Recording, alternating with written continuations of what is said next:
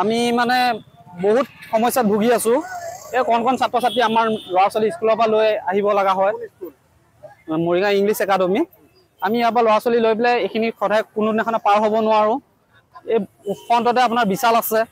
বিশালৰ ইয়াত মানে বহুত পাৰ্কিং গাড়ী মটৰ ৰাখি একদম মানে বহুত যান জঁটৰ অসুবিধা কৰে। কালি এজন আমাৰ দাদা হয়, তেওঁ বাচ্চা লৈ আহি থাকোঁতে এক্সিডেণ্ট হৈ পেলাই তেওঁ বৰ্তমান মৃত্যু হোৱা বুলি শুনিব পাইছোঁ। বহুত বেয়া লাগিছে। আৰু 2 নম্বৰতে ইয়াত বিশাল কৰ্তৃপক্ষই ইয়াৰ কোনো সমাধান আজিলৈ কৰা নাই। তেওঁলোকে ইয়াত ইচ্ছাকৃতভাৱে পাৰ্কিং কৰি ৰাখে ইয়াত ইচ্ছাকৃতভাৱে, কিন্তু বিশাল কৰ্তৃপক্ষই ইয়াৰ বিৰুদ্ধে আমি কৈছোঁ। তেওঁলোকে কোনো ইয়াত হেৰি নকৰে, কোনো নাম নলয়, ইয়াত কোনো কাম তেওঁলোকে হেৰি নকৰে। আৰক্ষী প্ৰশাসনৰ ইয়াত কোনো তেওঁলোকে মানে চকুমুদা পুলিৰ দৰে ভাও ধৰি পেলাই তেওঁলোকে ইয়াৰ পৰা গুচি যায়। তেওঁলোকৰ কোনো দায়িত্ব নাই, মানে তেওঁলোকৰ কোনো দায়িত্ব নলয়। ই ৰিক্সা ষ্টেণ্ডে হৈছে ইয়াত।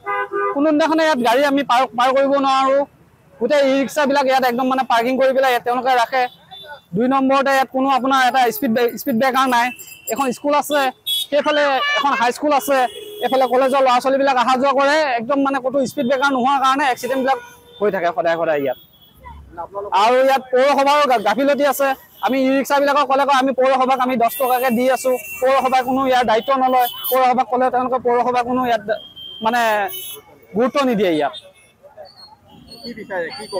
আমি প্ৰশাসনক এইটোৱে বিচাৰোঁ যে আমাৰ ল'ৰা ছোৱালীখিনি আমাক যেন তেওঁলোকে অকণমান গুৰুত্ব দিয়ে। এই মানে আমাক এটা স্পীড ব্ৰেকাৰ দিয়ে। আৰু ইয়াত টুমটুমখিনি যিখিনি ইয়াত ই ৰিক্সা ৰাখে, তেওঁলোকক জানো এটা নিৰ্দিষ্ট ঠাইত ৰাখিবৰ কাৰণে পুলিচ প্ৰশাসনক মানে অনুৰোধ জনাব। ৰাস্তাৰ কাষত মানে যধে মধে ই ৰিক্সাসমূহ তেওঁলোকে নাৰাখে।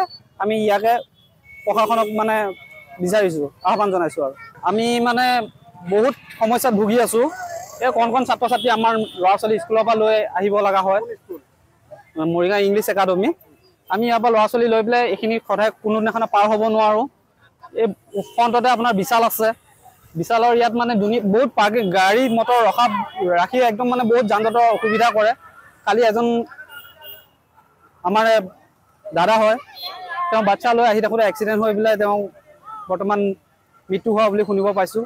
বহুত বেয়া লাগিছে। আৰু 2 নম্বৰতে ইয়াত বিশাল কৰ্তৃপক্ষই ইয়াৰ কোনো সমাধান আজিলৈ কৰা নাই।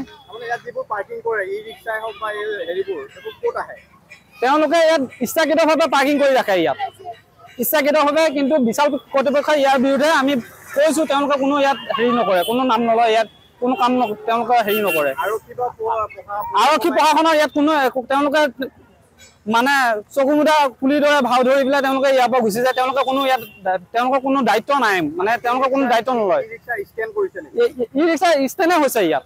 কোনো দিনাখনে ইয়াত গাড়ী আমি পাৰ কৰিব নোৱাৰোঁ। গোটেই ই ৰিক্সাবিলাক ইয়াত একদম মানে পাৰ্কিং কৰি পেলাই তেওঁলোকে ৰাখে। 2 নম্বৰতে ইয়াত কোনো আপোনাৰ এটা স্পীড ব্ৰেকাৰ নাই। এখন স্কুল আছে, সেইফালে এখন হাইস্কুল আছে, এইফালে কলেজৰ ল'ৰা ছোৱালীবিলাক অহা যোৱা কৰে। একদম মানে ক'তো স্পীড ব্ৰেকাৰ নোহোৱাৰ কাৰণে এক্সিডেণ্টবিলাক হৈ থাকে সদায় ইয়াত। আৰু ইয়াত পৌৰসভাৰো গাফিলতি আছে।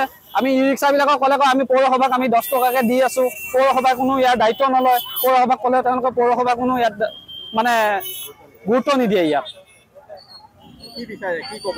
আমি প্ৰশাসনক এইটোৱে বিচাৰোঁ যে আমাৰ ল'ৰা ছোৱালীখিনি আমাক যেন তেওঁলোকে অকণমান গুৰুত্ব দিয়ে। এই মানে আমাক এটা স্পীড ব্ৰেকাৰ দিয়ে। আৰু ইয়াত টুমটুমখিনি যিখিনি ইয়াত ই ৰিক্সা ৰাখে, তেওঁলোকক জানো এটা নিৰ্দিষ্ট ঠাইত ৰাখিবৰ কাৰণে পুলিচ প্ৰশাসনক মানে অনুৰোধ জনাব। ৰাস্তাৰ কাষত মানে যধে মধে ই ৰিক্সাসমূহ তেওঁলোকে নাৰাখে। আমি ইয়াকে প্ৰশাসনক মানে বিচাৰিছোঁ, আহ্বান জনাইছোঁ। আৰু যিকোনো খবৰৰ বাবে যোগাযোগ কৰক 7090173330 অথবা 7099017990 নম্বৰত।